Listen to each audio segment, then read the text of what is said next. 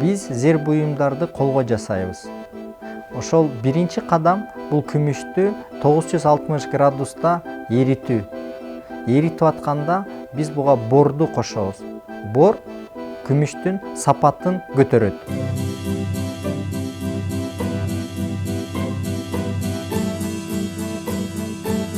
Күмүштү пластина формада калыпка куябыз.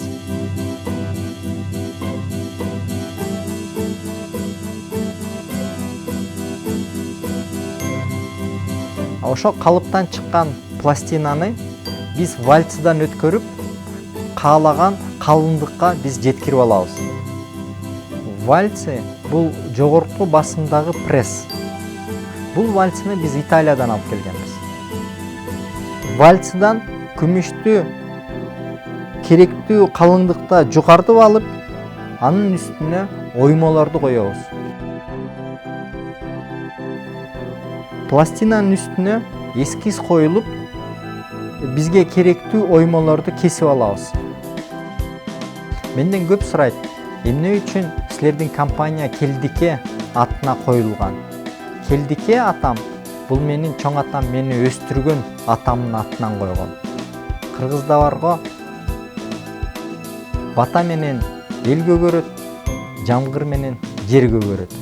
Ошол биз ишти баштаардын алдында чоң атамдын көзү тирүү болчу.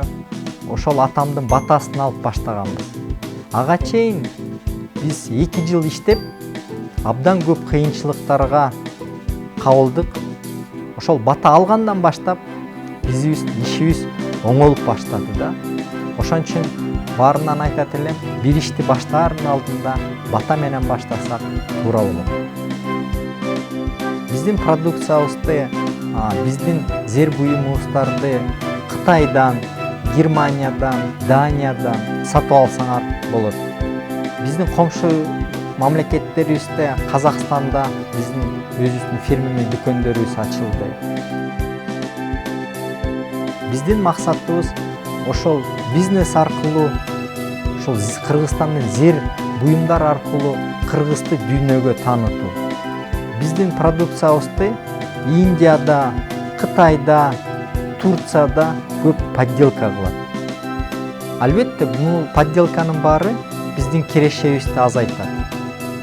Бирок алар бизди кайталап атканына биз сыймыктанабыз.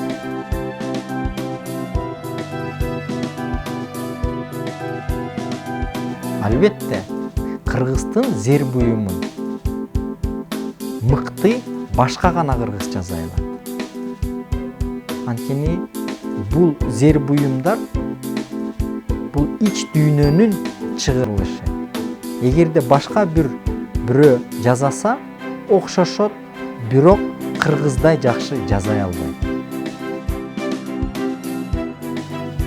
Кыргыздын зергерчилиги 1000 жылдык тарыхы бар. Анткени кыргыздар 1000 жыл мурун эле зер буюмдарды жазачу. Биз ошол 1000 жылдык тарыхыбызды жаңылап дүйнөгө таанытып атканыбызга биз сыймыктанабыз. Анткени бул зер буюмдары Кыргыздын ички дүйнөсү, жүрөгү Кыргызстанда жасалганына биз сыймыктанабыз.